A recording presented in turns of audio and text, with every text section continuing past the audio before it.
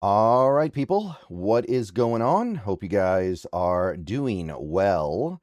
And we'll see how this one goes. I'm going to make a video about a topic that I'm not a big fan of getting into, honestly. We're going to talk about a topic that I'm honestly a little bit sick of, and I don't like the way that most people who try to talk about it engage with the topic. I think that there's a lot of missing the point when Seahawks fans get together and talk about this, but it's been kind of all over the timeline lately. I've seen a lot of this lately, so I want to go ahead and make a video about this. But yeah, I'm looking to bury this one ASAP, and I hope when the season gets here, this is a topic we're going to be able to bury and not something we're going to be hammering every couple of weeks. This video is sponsored by Prize Picks. So yeah, Riq Woolen. We're talking about Riq Woolen or Tariq Woolen. I can't remember if he officially changed his name back or not. I think it's still Riq Woolen, but it depends on who you ask. And basically, over the last several days, we've seen some clips come out of the Eagles training camp, and I think they had a joint practice with the Patriots, where Riq Woolen is doing some good stuff, making some plays, and generally looking like the Riq Woolen that we, for the most part, came to know here in Seattle over his career.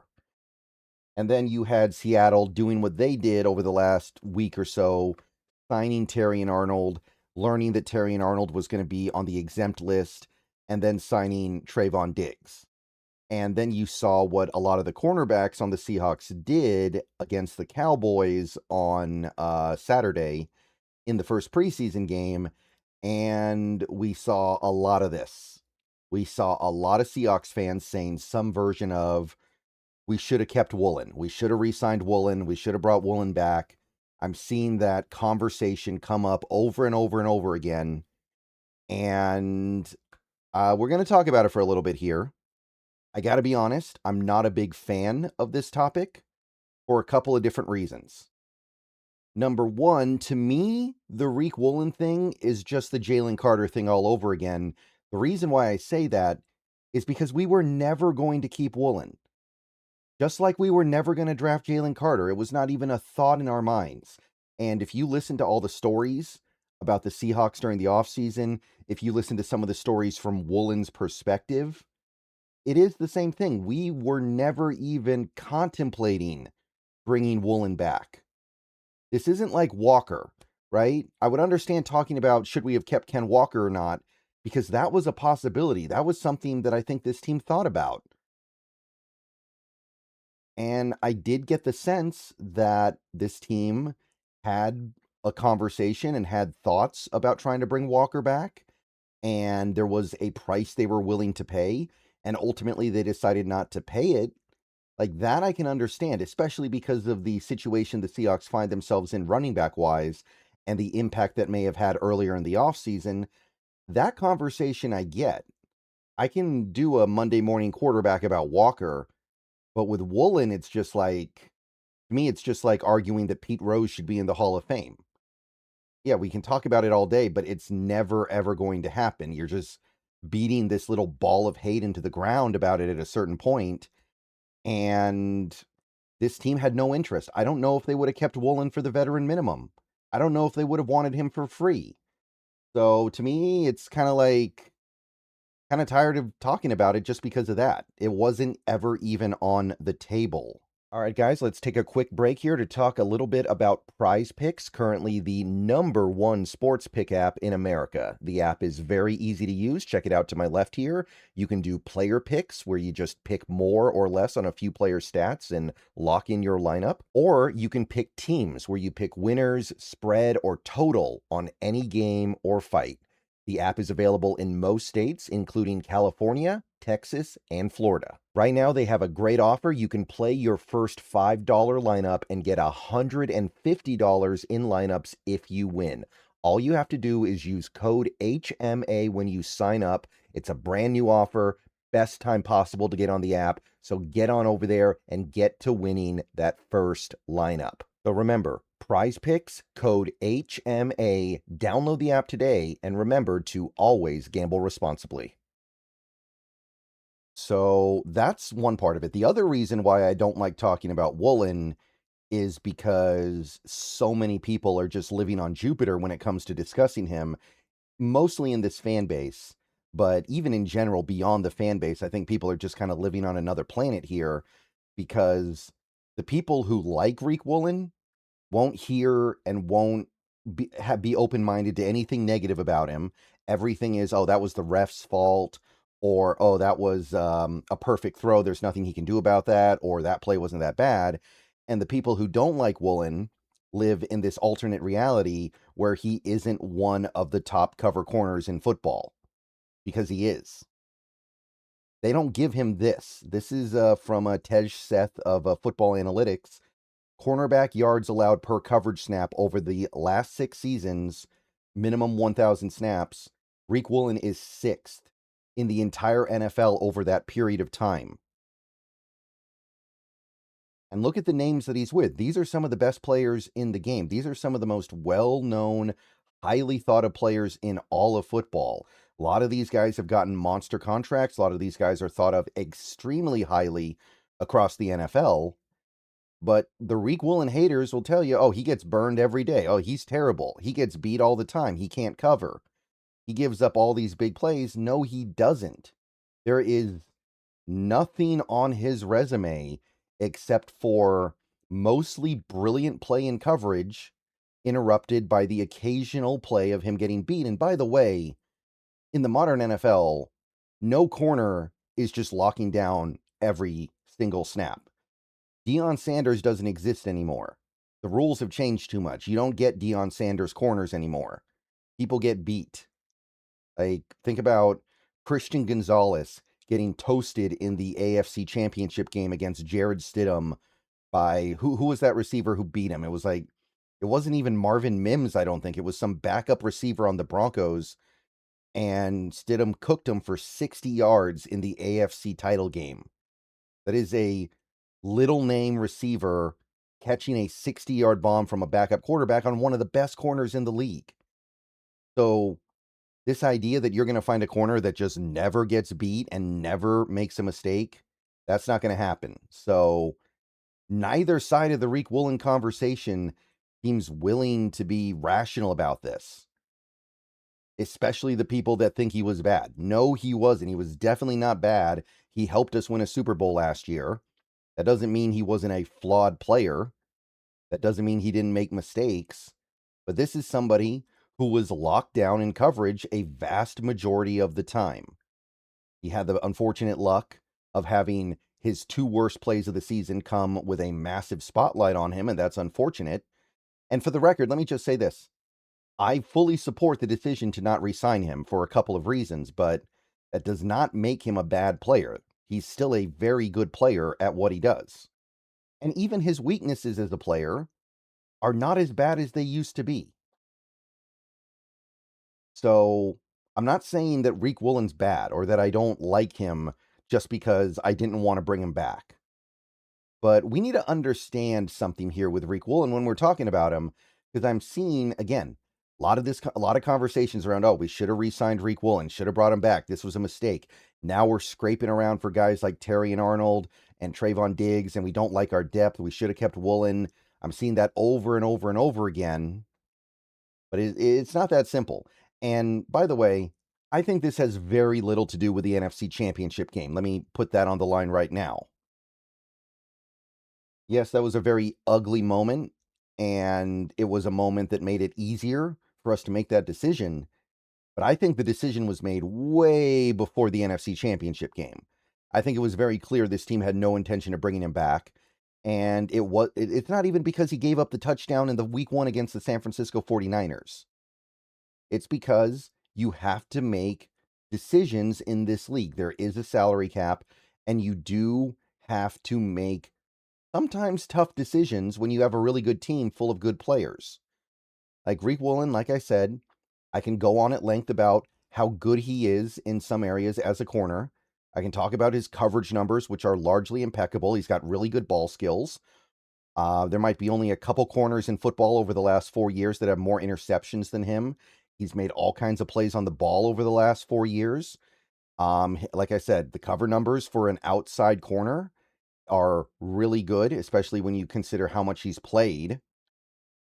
But ultimately, there's a reason why we rotated him as much as we did last year. Remember, he only started 7 games last year, despite playing in 16 of them. And there's a reason why his snaps were not that high. It was because we were rotating him with Josh Jobe. So, as good as he is in some areas, he is weak enough in other areas for this team to feel like Josh Jobe should be taking snaps away from him. And there were moments where it didn't make a lot of sense to us why Josh Jobe was getting snaps over Woolen. But then there were moments where we were like, oh, I get it. Like the Super Bowl. Remember the Super Bowl? Woolen did not have a very good game in the Super Bowl. I don't think he played terrible or anything like that, but it wasn't his best game. Josh Jobe was one of our best players in that game. So there were definitely moments where you had that clarity where you could go, oh, okay, now I get it. Now I know why we have him out there instead of Woolen, despite Woolen's incredible coverage abilities. But beyond just the fact that the team saw it fit to rotate him the way that they did, and it wasn't because of injury or anything. That would have gone away eventually if it was just about injury. This was about them wanting to have both players on the field in certain situations and for certain sequences of the game because they felt like Jobe was better in other areas. So, Riq Woolen, let's take a look at his contract he got from Philly. It's 1 year, 12 million. Forget the void years because that doesn't really apply to what Seattle would have done theoretically. 1 year, 12 million with incentives taking it up to about 15 million. Now, understand, this was the contract Woolen got after he bounced around in free agency for a few days and learned that he was not a hot commodity. So if we had kept him, it probably would have had to have been a little bit more than this. But even if it's not, there's this narrative of where people are saying some version of, well, we gave Josh Jobe twice the money that Woolen got from Philadelphia, which, I mean, technically it's true, but it's also useless. We got Jobe for 3 years. Woolen 1 year, 12 million. Josh Jobe got 24 million, but it was over 3 years. So you are saving money because remember, cap space rolls over. So the money that you didn't spend on Riq Woolen this year rolls over and can be spent in future years or spent on a different player, depending on your perspective. But in our case, we've got a bunch of cap space to roll over here. And keep in mind, by the way, if we had chosen Woolen over Jobe, we would still be in the same spot now with our depth, where apparently we don't like our backups very much. We're not comfortable with our depth. If you had swapped out Woolen for, or Jobe for Woolen, you still have the same depth situation. You just have a different number 2 corner. You still might want Terry and Arnold. You still might want Trayvon Diggs. So the only thing that would have changed would have been if you had kept both, if you had re-signed Woolen and Jobe. And even if you assume that you could have gotten Woolen on the 1 year prove it deal, which is what Philly got him on, because cap space rolls over, well, that's still money that you're not going to be able to spend in the future. And there is going to come a time where that comes back to bite you. Because since we just gave Devin Witherspoon all that money, and also some of the other players we just gave a bunch of money to, even if we had kept Woolen for this 1 year on a 1 year prove it deal, like I just said, you're probably losing him next year if he plays well. Because if he plays well, he's going to get a much bigger and long-term deal from another team, and you're not going to be able to match that. You're not going to be able to keep up with that because you already paid a bunch of money to a guy like Devin Witherspoon. So we're talking about 1 year of Woolen here. Should you have had Woolen for 1 more year, or should you have just let him go now? That's really the argument here. I don't think there's any argument for keeping Woolen long-term because I can't see that shaking out that way because think about all the stuff you have coming up here. Like, okay, next year's free agents are not that bad. Leonard Williams, that's the main big one, right? Jason Myers, it'd be nice to bring him back. Maybe Charbonnet, we'll see how he plays this year. This year's not that bad, but then you get to 2028. You've got the Sam Darnold stuff to think about. Julian Love, what are you going to do there? Ernest Jones, Byron Murphy's going to be due his extension. Maybe Drake Thomas, maybe Tyrese Knight, depending on how things go with the other linebackers. AJ Barner is coming up soon. So once you spill into 2028, and by the way, most of those guys are probably going to want to get paid next offseason, not 2 off seasons from now, because that's how the NFL works. There's going to be a response to you spending money on Woolen. Even if it's only a 1-year deal, that's less money you can roll over. And if it is somehow a long-term deal, which I don't see how that would work. I don't see how you're keeping Woolen for multiple years when you didn't even trust him enough to pick up the phone to even think about keeping him. But either way, what are you losing because you brought back Woolen? Does that mean you can't re-sign Leonard Williams? If so, that's a no-brainer. Like, I appreciate Woolen. I know that he is on some level a really good player, but Leonard Williams, that's a no-brainer in my book. You're keeping Leonard Williams over Woolen every day, unless you have some reason to believe he's about to fall off a cliff. Would you rather have Woolen for 1 more year or be able to re-sign Sam Darnold? Would you lose Sam Darnold so you can keep Riq Woolen? Would you lose Ernest Jones so you can keep Woolen? Would you lose A.J. Barner so you can keep Woolen? I don't think so, because, again, you're talking about 1 year in all likelihood of a player that you didn't even start in every game last year, a player that you had in a rotation. Forget the NFC Championship game. Forget the touchdown he allowed against the 49ers. You still didn't see the full vision with this player to the point where you were allowing Josh Jobe, who's a good player, but nowhere near the talent of Riq Woolen, to rotate in and out with him. So, is that the price you want to pay? Is that a price you're willing to pay? Riq Woolen, but now you're losing A.J. Barner. Riq Woolen, but now you're trading Sam Darnold and trying to find a cheap quarterback that is good enough for you to win a Super Bowl with because you've still got this incredible roster. I don't see it. I don't see it, especially because you already paid Witherspoon, which was always going to happen, by the way. So do you really need to give big money and long-term money to another corner when you really need to keep some of these linebackers in here, right? You're going to be destitute at linebacker pretty soon here because all 3 of your guys are coming up on contract years in 2027. And then you got the replacements. You got to probably find a right guard somewhere out there. You got to sign edge rushers. You bring back Woolen, you're giving something else up. Maybe not this offseason because you did theoretically have the money to take it on, but there would have been a reaction on the other end of it at some point. So think about that, because yes, technically we could have afforded Woolen's deal on top of the Jobe deal. Technically that is true. But we don't get to keep everybody. Just like we didn't get to keep everybody this last offseason with Walker and Mafe and Bryant. All right, so this video went on a little bit longer than I wanted to, but I kind of knew it was going to be a longer video because this topic is very touchy right now. I'm seeing a lot of Seahawks fans that are starting to really get anxious about the fact that we let Woolen go.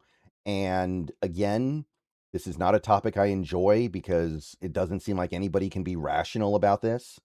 The Woolen fans can't understand why anybody wouldn't be comfortable giving him a big contract.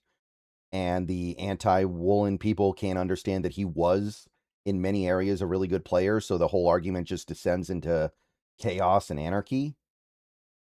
Because, yeah, the NFC Championship game, I know I said in a lot of this video, forget about it. It does matter. The touchdown he gave up against the Niners to lose the game does matter.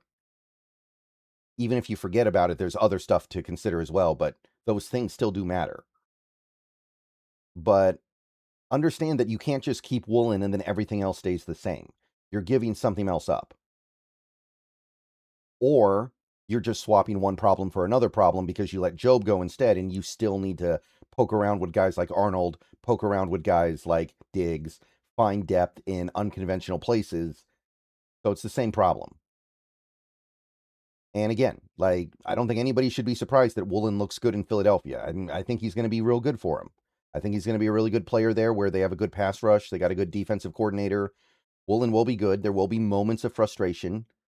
But there's a reason why, even in a depressed market for him, he's still got a $12 million a year deal.